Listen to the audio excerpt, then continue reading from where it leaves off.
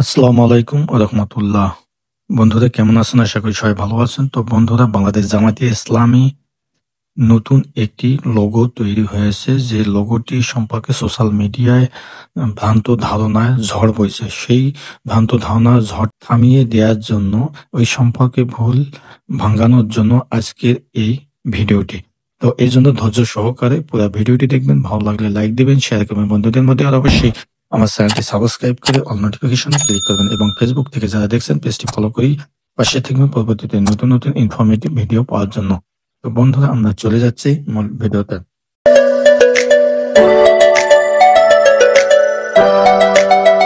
তো বন্ধুরা, আমরা ফিরে আসলাম মূল ভিডিওতে। যা বলছিলাম যে বাংলাদেশ জামায়াতে ইসলামী নতুন একটি লোগো গত 28 সেপ্টেম্বর 2025 স্পেনের রাষ্ট্রদূতের কাছে উন্মোচন করা হয়েছিল প্রথম।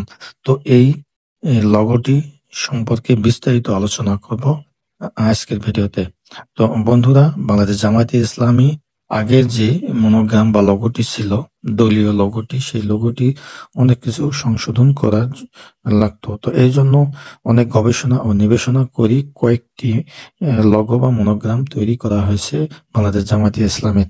তো এই মনোগ্রামগুলি মধ্যে এই একটি মনোগ্রাম, যে মনোগ্রামটি সম্পর্কে আজকে ভ্রান্ত ধারণা বা ভুল সম্পর্কে বিস্তারিত আলোচনা করব। তো এই মনোগ্রামটিতে রয়েছে মোট 6টি সংকেত বা প্রতীক।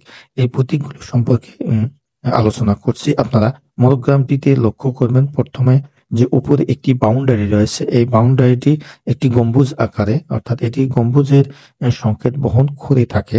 এই গম্বুজ আকৃতি অবয়বটি শুধু এটি একটি স্থাপনা নয়, এটি একটি মসজিদের ছায়া, তাওহীদের ছাতা, ইসলামী হুকুমতের প্রতীক। এটি যেন নীরবে ঘোষণা করে যাচ্ছে, এই ব্যবস্থার শাসক মানুষ নয়, আল্লাহ। আইন ও ব্যক্তির ইচ্ছায় নয়, কোরআনের বিধান। যেমন গম্বুজের নিচে দাঁড়ালে মানুষ নিরাপদ বোধ করে, তেমনি এই প্রতীকের মাধ্যমে মানুষ বাংলাদেশের ইসলামের ছায়াতলে এসে প্রকৃত সুরক্ষা ও ঐক্য, ন্যায় বিচার পাবে। তো আমরা তার পরে আসতেছি আরেকটি সাংকেতিক চিহ্ন, যেটি আপনারা লক্ষ্য করবেন। গম্বুজের নিচে সাদা অংশটি উপরের অংশ। এটি সম্পর্কে একটি ভুল ধারণা ছিল যে বাংলাদেশ জামায়াতে ইসলাম নতুন মনোগ্রামে বা লোগোতে আল্লাহর নামটি রাখা হয়নি। তো এটি ভুল ধারণা। এখানে আল্লাহর নাম রাখা হয়েছে। এখানে লক্ষ্য করুন, আলিফ লাম হা, এখানে এবং হার পাশে সুন্দরভাবে রাখা হয়েছে নামটি। এটি হচ্ছে আল্লাহর নাম। আল্লাহ সর্বশক্তিমান। এই আল্লাহর নামটি এটি কিন্তু রাখা হয়েছে। তো এই সোশ্যাল মিডিয়ায় আল্লাহর নাম রাখা হয়নি, এই সম্পর্কে একটি ভ্রান্ত ধারণা ছিল, কিন্তু ওটি আদৌ সত্য নয়। এটি একটি আল্লাহ লেখা।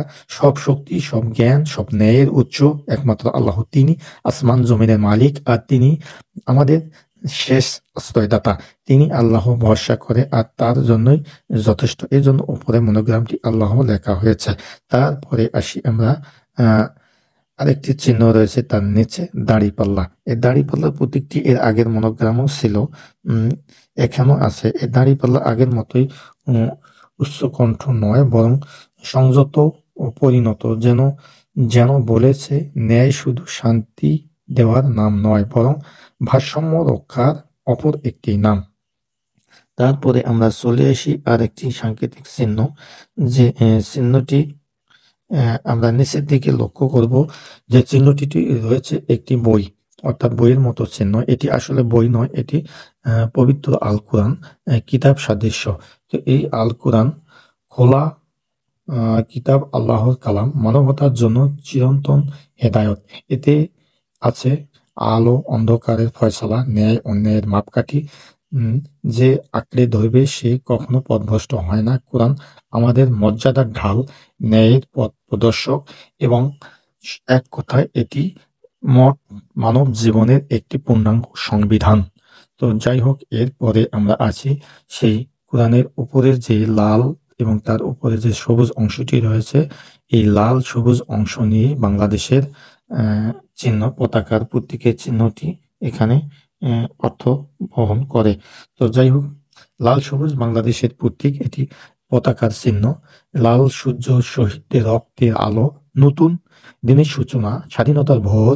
সবুজের শ্যামলিয়া আল্লাহর দান, বরকতময় বাংলাদেশ শান্তি আর সৌন্দর্যের প্রতীক, লাল আমাদের ত্যাগের চিহ্ন, সবুজ আমাদের ইমানের আশ্রয়স্থল।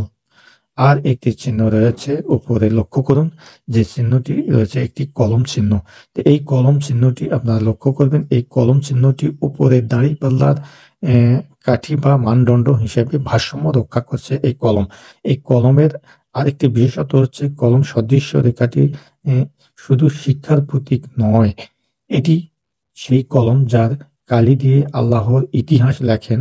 ইহা যেন নীরবে মনে করিয়ে দেয়, আমাদের সংগ্রাম তলোয়ার দিয়ে নয়, সত্য ও জ্ঞান কালিতে রচিত হবে। কুরআনের প্রথম শব্দ ছিল ইকরা, আর এই সেই আহ্বানের উত্তরদাতা হিসেবে এই কলম জানিয়ে দেয়, জ্ঞানই আমাদের অস্ত্র, প্রজ্ঞা আর শক্তি এবং ন্যায়ের সাক্ষ্য দেওয়া আমাদের দায়িত্ব। তো বন্ধুরা, আসলে দেখলেন তো এইভাবে আমরা যে ৬টি চিহ্ন এখানে সাংকেতিক চিহ্ন ব্যবহার করা হয়েছে এই লগোতে, এই লগোটি চতুর্দিক দিয়ে বিবেচনা করলে দেখা যায় যে এটি আসলে একটি শ্রেষ্ঠ এবং সর্বশ্রেষ্ঠ মনোগ্রাম বা লগোতে পরিণত হয়েছে, যা অনেক দিনের গবেষণার ফল। অনেকদিন ধরে গবেষণা করেই এই লগোটি তৈরি করা হয়েছে। এরকম আরো কয়েকটি লগো তৈরি করা হয়েছে, তবে এটি দলীয়ভাবে আনুষ্ঠানিকভাবে কবে উদ্বোধন হবে সে কথা জানা যায়নি, তবে অক্টোবর মাসে এটি উদ্বোধন হওয়ার কথা আছে বলে জানা যায়। তো যাই হোক, এমন একটি লগো বা প্রতীক তৈরি করা হয়েছে যা অন্য কোনো দলে এইরকম লগো বা মনোগ্রাম বা এইরকম সাংকেতিক চিহ্ন বহন করে না আমি মনে করি। তো যাই হোক, কেমন লাগলো আজকের এই লগোটি সম্পর্কে বিস্তারিত কমেন্ট সেকশনে লিখে জানাবেন। এর উপকারিতা বা অপকারিতার ভালো এর মন্দ দিক কোনটি সে সম্পর্কে বিস্তারিত কমেন্ট সেকশনে জানাবেন। আমি সেই অনুযায়ী উত্তর দেওয়ার যথাযথ চেষ্টা করব ইনশাআল্লাহ। তো বন্ধুরা, যে পর্যন্ত সেই প্রত্যাশায় সবাই ভালো থাকবেন, সুন্দর থাকবেন, সুস্থ থাকবেন। আল্লাহ হাফেজ।